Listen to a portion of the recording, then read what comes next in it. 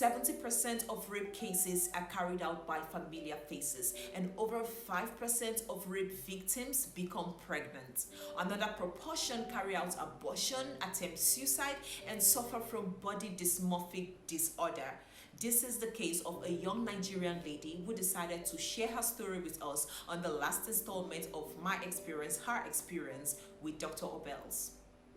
I was raped when I was 17 years old by a family friend.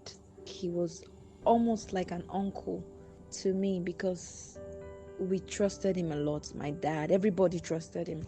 He had stayed with us for a while, about 1 year duration during his NYSC.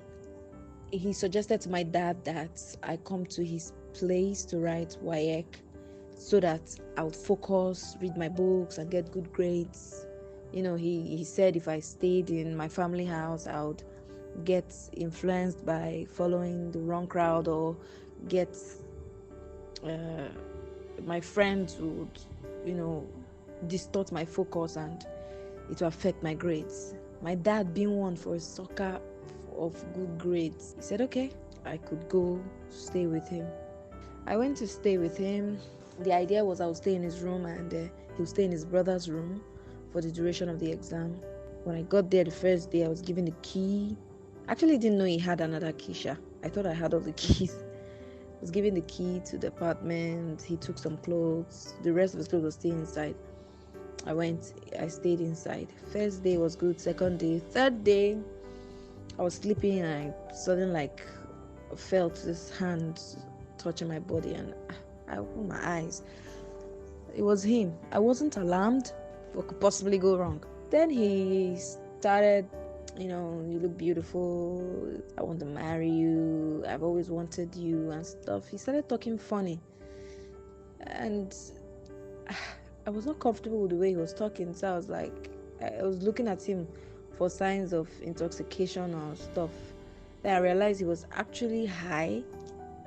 Like, I felt maybe he smoked stuff. It was later I got to find out that he actually takes heroin. So he was on heroin. He was high on heroin that day. When I found out that this discussion was no longer something I'm comfortable with, I attempted to stand up and go out. That was where the issue came. He got angry and was like, why am I acting up? That he knows I love him, but I don't want to show it. Why am I playing hard to get? Why don't I want to show him my feelings and blah blah blah? Like play. We struggled, and at the end he had his way. Basically because he was 30, I was 17, he was twice my body size. So that's a no-brainer. It was only I couldn't fight so much. That was the first time. The way the house is built, his house was the closest to the bush. There's a way it was built that people don't pass there so often. I mean, what are you going to do at the edge of the village? So if nobody was in the compound, then you were all alone. It became a habit. At the point, I just stopped fighting because it hurt a lot.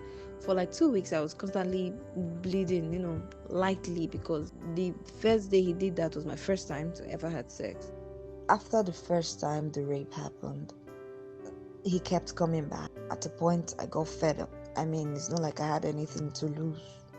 My exams had gone a long way, and I wasn't writing anything because most of the times I was in pain. And whenever his mom maybe asked, he would say, she doesn't have paper today. I did try to tell his younger brother, and that one didn't believe me. He was like, he thought it was a joke. So one of the days when he asked me to make food for him and bring for him, funny, he had the guts. I did bring the food. It was Indomie. I did bring the food. I thought about poisoning the food, but that would be really obvious. So when I brought the food, I made sure to have an extra fork behind me. Not star. There's this really strong fork. And then when he stretched out his hand to collect the food, I stabbed him. That was the first time I stabbed him. I stabbed him twice. The second time was, when he tried to come for me again. After the first stabbing, I kept a small penknife and a fork at the head of my bed, so to keep me safe. When he came another time, I didn't think twice about it. I stabbed him again. And I think that was like the last time he ever did come for me before he processed my one-way visa to go home. I failed woefully in that exam. Oh my God, to think the reason I came there in the first place was actually to get good grades. I got home and I don't know what excuse he gave my dad, but my dad never really worried and he was able to get away with it. My parents are divorced, and at the time of the rape, I was staying with my dad. The reason I didn't tell my dad what happened was because it was his best friend's son. I felt like I was going to destroy an over 30-year-old relationship between my dad and his friend. Aside from that, I just did not want the whole attention it would get, because knowing my family, they will set up meetings upon meetings and make me relive the whole incident and ask questions upon questions, and there was also the possibility they might not believe me. So I thought about it and decided it wasn't worth it. I mean, what if I told them and they didn't believe me? I didn't want to be made mockery of. I didn't want a situation whereby the little relationship I had with my dad would be lost. And I was not very close with my mom, so of course that was out of the equation. I couldn't tell her anything. Initially, I pretended like everything was all right, but over time I began to have like nightmares, flashbacks. I was scared all the time. Anybody moves behind me, I was fidgety. At a point I had a mental breakdown and I had to be taken to the hospital. I stayed for about 6 months at the psychiatric hospital, Port Harcourt. I left my dad and went to stay with my mom. She took care of me to the best of her ability, but because I didn't really grow up with her, we didn't have any connections, it got worse. I mean, this is somebody I can't talk to. I'm in pain and I can't even talk to her. Before then, I attempted suicide, but at that point it got worse. I attempted suicide about twice, making it 4 times in total that I attempted suicide. After the 4th one, I ran away from my mom's place. I ran away from home. I didn't take anything. I just ran away. I wanted to have some peace. I needed a new environment, so I ran away and I squatted with some friends. I was doing some jobs because I already had a skill. The moment I left from school, I was a barber. So I was doing freelance jobs till I was able to get a small place of my own. This happened in 2012. So in 2015, I went to get professional help from Doctors Without Borders.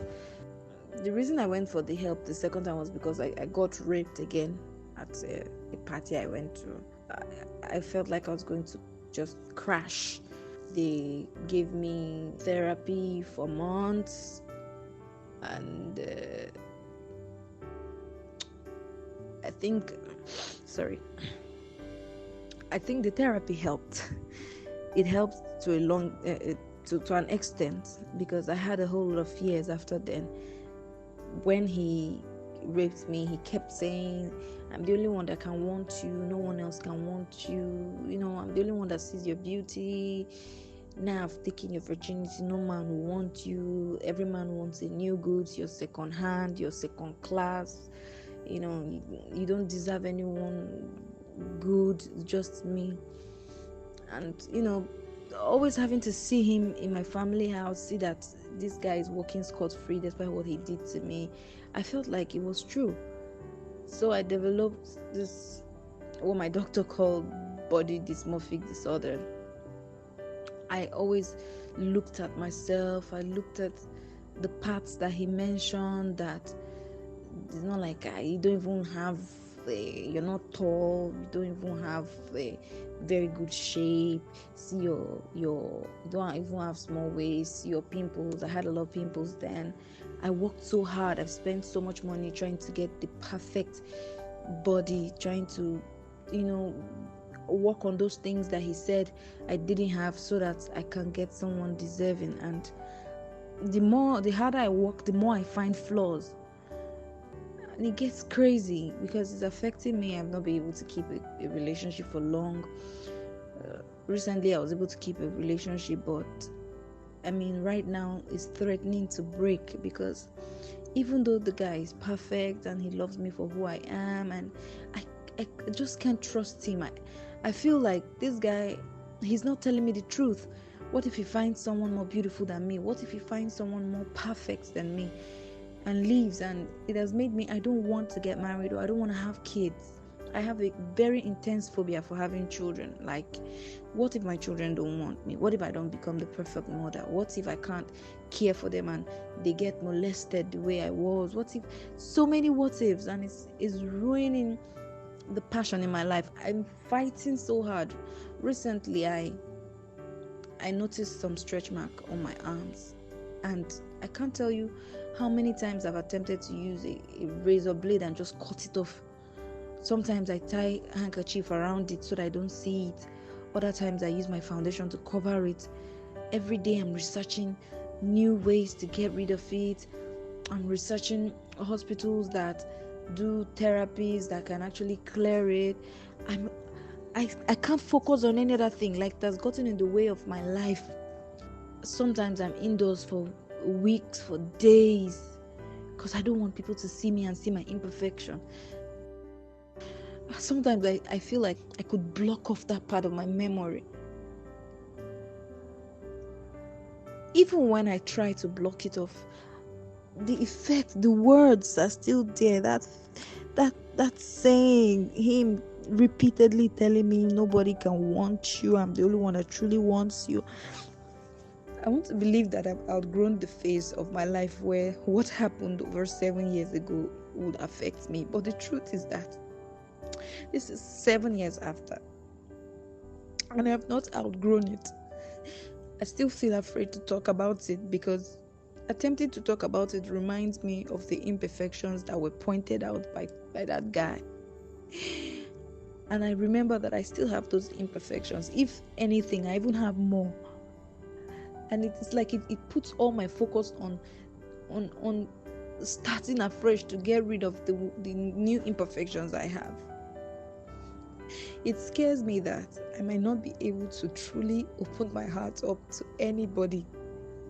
I might not be able to truly love or truly find solace in relationships, because I can't help thinking that they have an ulterior motive.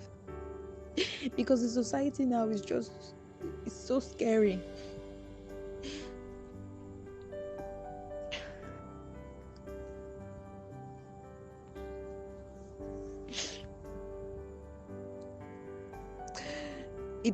It doesn't get easier. People say it gets easier. You forget it. It's just rape. It happens. 9 out of 10 girls are raped. No, it's not just rape. It doesn't get easier.